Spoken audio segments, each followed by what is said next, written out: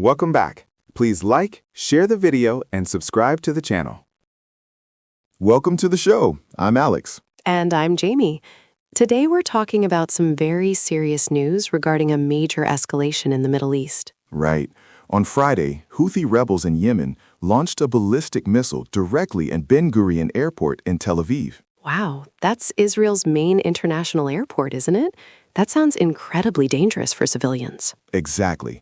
Thousands of people travel through there every day. However, the Israel Defense Forces, or the IDF, confirmed they intercepted the missile before it even entered their airspace. That's a relief. I heard they used a special U.S. defense system for the first time. You're right, Jamie. It's called the THAAD system. It's advanced American technology. This was actually the first time Israel used it during active combat operations. Interesting. Now, the Houthi spokesperson claimed the missile was hypersonic and hit its target. But Israeli officials said there were no direct impacts or injuries. Flights were only paused for about 30 minutes. Right. But the story didn't end there. Israel responded immediately with extensive retaliatory airstrikes on Houthi-controlled facilities in Yemen. Yes, they targeted the airport in Sana'a and the port of Hodeidah. It sounds like those strikes were quite heavy. They were.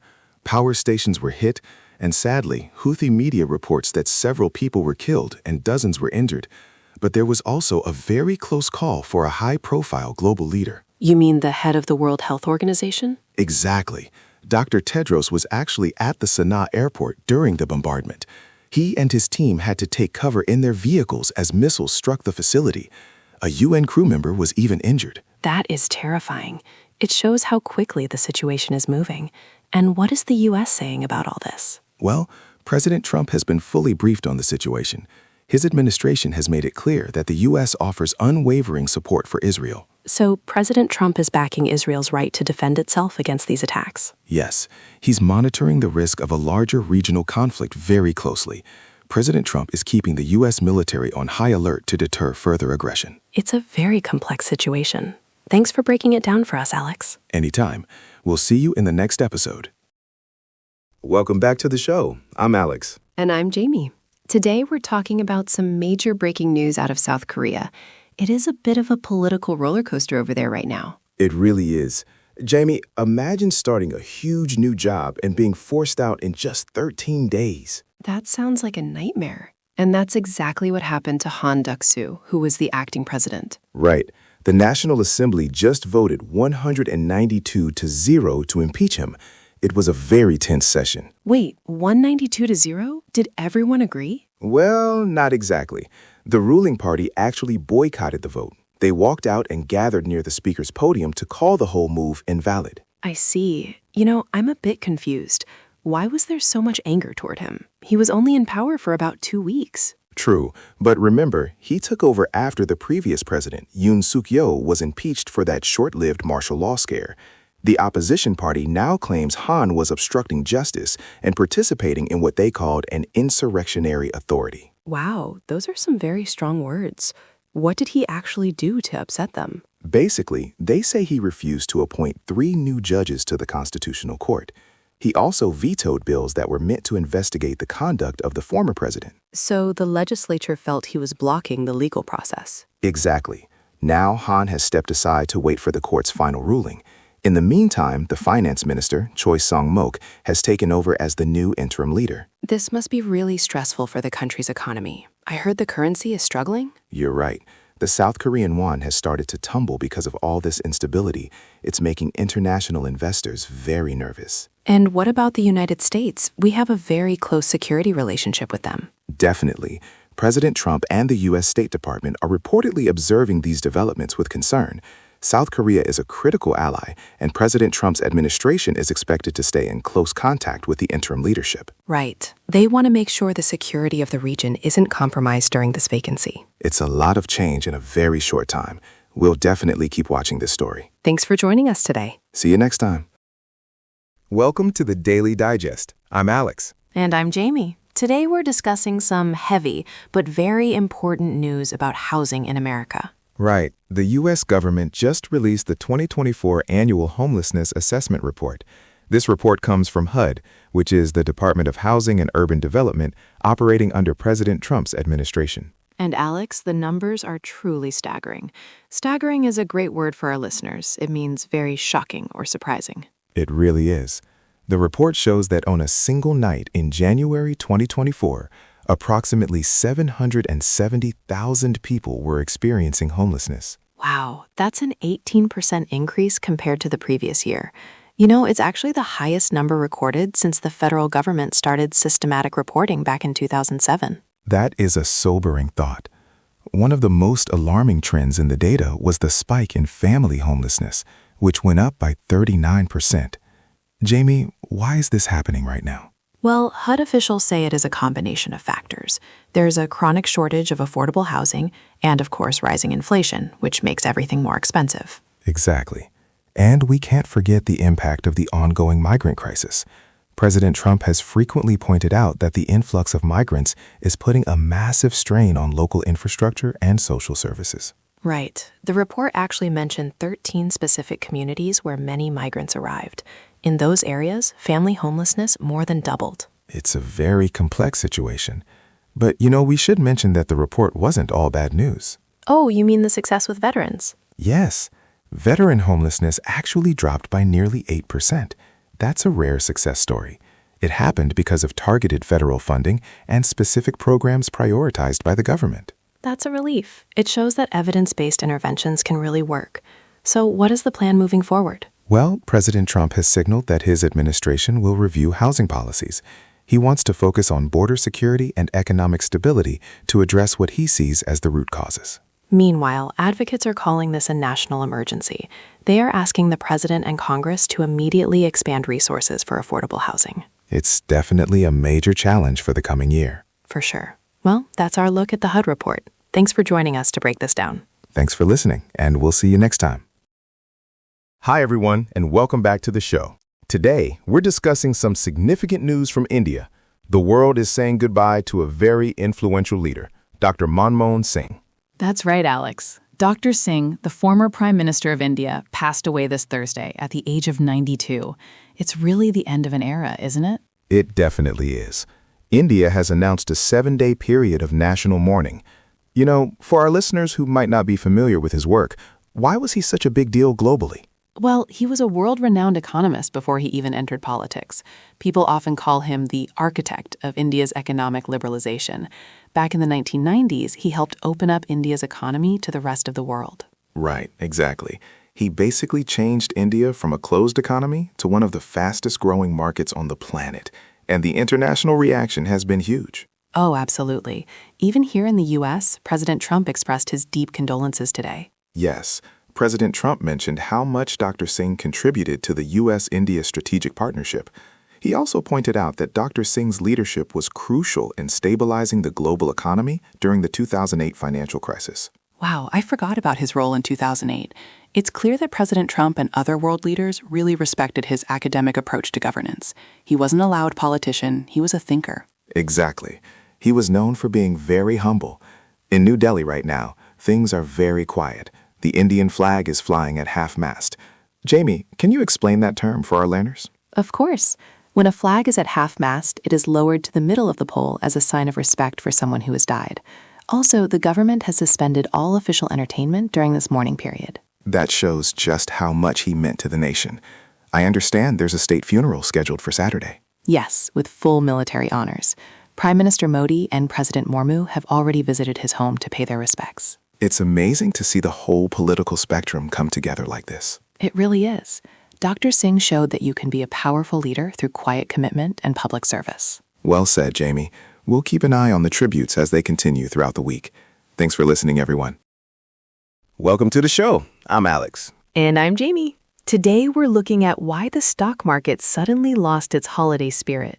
Right. Everyone was talking about the Santa Claus rally, but this past Friday, things took a bit of a turn. The Nasdaq fell by 1.5%, and the other major indexes followed it down. Wow, that's a significant drop for a single day. What exactly triggered the slump? Well, it was mostly driven by the tech giants. The ones people call the Magnificent Seven. Tesla was hit the hardest, sinking 5% because of concerns over their vehicle delivery numbers. I see. So it wasn't just Tesla? Were companies like Apple and Microsoft struggling too? Exactly.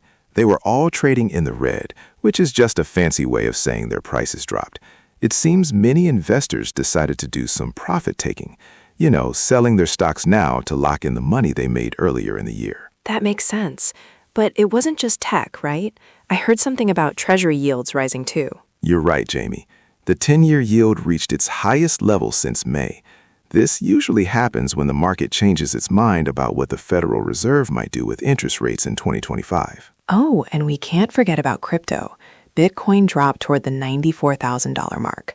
Companies like Coinbase saw their prices fall by over 3% because they are so connected to digital assets. It was a tough Friday for sure.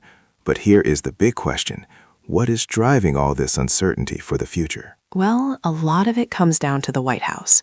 Analysts are very closely watching the economic policies of the Trump administration. Right. On one hand, President Trump's emphasis on tax cuts and deregulation is usually viewed as great for stocks. Investors generally love less red tape. Exactly. But on the other hand, things like trade deficits and geopolitical tensions make people nervous. It's like a tug of war between optimism and worry for the first quarter of next year. Well said. Even though the index has managed to keep some small gains for the week, that early excitement has definitely cooled off. It's going to be very interesting to see if President Trump can sustain that investor confidence as we head into 2025. Definitely. Thanks for listening, everyone. See you next time.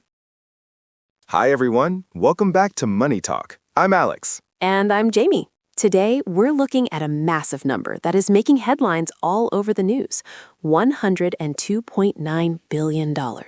Wow, that is a huge figure. To put it simply, that is the U.S. international trade deficit for the month of November. Right. Now, for our listeners who are learning business English, a trade deficit happens when a country buys more goods from the rest of the world than it sells to them. Exactly. It's a bit like a personal budget where you spend more money than you earn.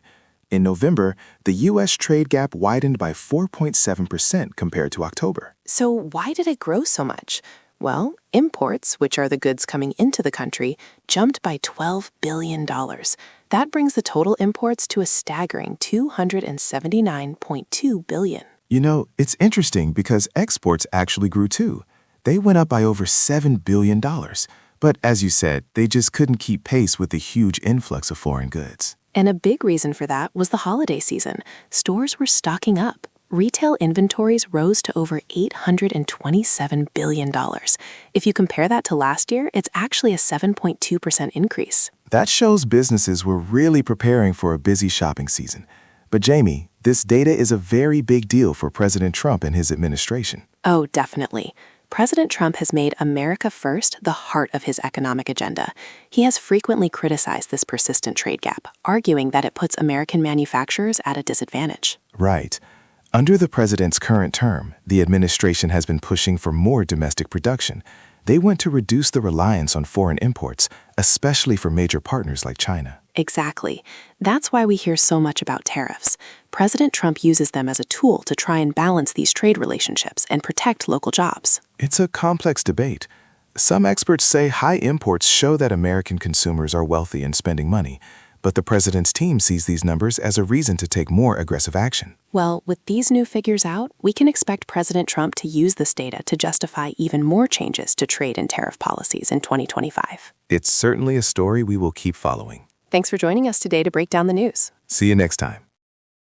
Welcome back to the show. I'm Alex, and it is great to have you with us today. Hi, everyone. I'm Jamie. We have some major news to discuss today regarding global security and a significant move by the United States military. That's right. President Trump has officially authorized the U.S. military to conduct a series of precision airstrikes against Islamic State militants in northwest Nigeria. Wow, that is a big development. When people hear precision airstrikes, they might wonder what that means exactly. Can you break it down for us? Of course.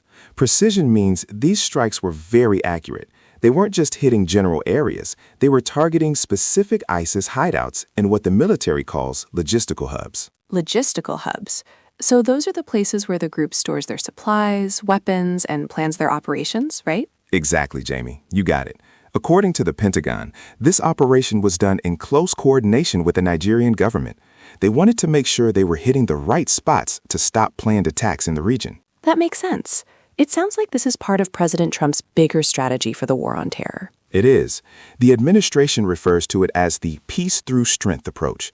President Trump has been very clear that he will not hesitate to use military force to protect American interests and our allies from radical extremism. It's interesting to see this renewed focus on Africa.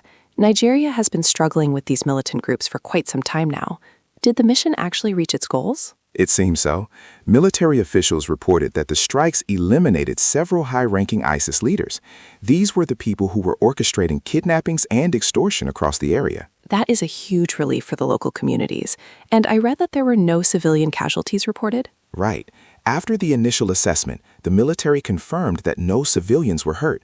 That is always a top priority for these types of missions. So, Alex, does this mean the U.S. is going to be more involved in Nigeria moving forward? Yes, that's the plan.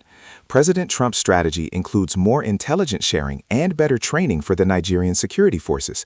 It's about being proactive rather than just reacting to threats. Well, it certainly sends a strong message to other groups in the area. It really does. It's a significant blow to the Islamic State's goals in West Africa. Thanks for the update, Alex. This was very helpful. Anytime. Thanks for listening, everyone. See you next time.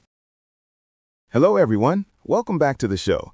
Today, we're talking about a massive debate happening right now in India, and it's something that could change the internet for kids everywhere.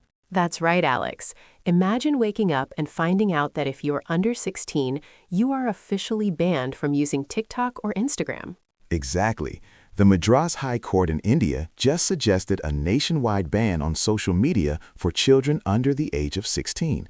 They are looking closely at what Australia is doing and thinking, maybe we should do that too. Wow, 16? That feels like a big jump. I mean, why are they being so strict all of a sudden? Well, the judges are really worried about a few major things: online addiction, cyberbullying, and mental health issues. They basically said the digital world has become too hazardous, which means dangerous, for young people. They've seen a lot of behavioral changes in kids because of unregulated access. I can see that. It's so easy to get lost in those apps for hours. But don't these platforms already have age limits? Like, you have to be 13? Right, but that's the problem. The court pointed out that those age checks are easily bypassed. That's a fancy way of saying kids just lie about their birth year, and the apps don't really stop them. Exactly. It's too easy to cheat the system. So the court wants a new legal framework where tech companies face actual penalties if they don't use strict verification. They want the companies and the parents to be more responsible. It's a tough situation, but it's actually a topic being discussed here in the U.S. too. President Trump has been very clear that he wants to hold social media companies accountable for their impact on the younger generation. True. Under President Trump's leadership, we've seen more support for measures like the Take It Down Act. President Trump has expressed that protecting minors from digital exploitation is a top priority for his administration. Definitely. If India moves forward with this ban, it could provide a huge precedent or an example for the rest of the world to follow. It's a global conversation now, but I wonder, is a total ban the best way, or is it about better education? That is the million-dollar question, Jamie. We'll have to see how President Trump and other world leaders respond as these laws develop. Thanks for listening, everyone. See you next time. Welcome back to the show. I'm Alex. And I'm Jamie. Today we're diving deep, literally, into the Baltic Sea. Have you ever thought about how electricity or internet data travels between countries, Alex? I usually don't think about it until the lights go out, but it mostly happens through those massive cables resting on the ocean floor, right? Exactly. But there's big news today. NATO is significantly increasing its naval presence in the Baltic Sea. They're responding to what they think is the sabotage of the Estlink submarine tower cables. Wow, sabotage is a very serious word. So someone might have damaged them on purpose? That's the fear. One cable, Estlink 2, already failed, and now there are major concerns about the other one, Estlink 1. Several countries are calling this a hybrid threat. I see. So NATO isn't just sitting back. They're sending more warships and surveillance aircraft into the area. Right. It's meant to be a visible deterrent. Basically, they want to show any potential troublemakers that the alliance is watching closely. Even Estonia has deployed its own navy to protect what's left of their underwater connections. It makes sense. Those Baltic states are quite vulnerable to these kinds of infrastructure disruptions. And President Trump has been very vocal about this kind of thing lately. He has.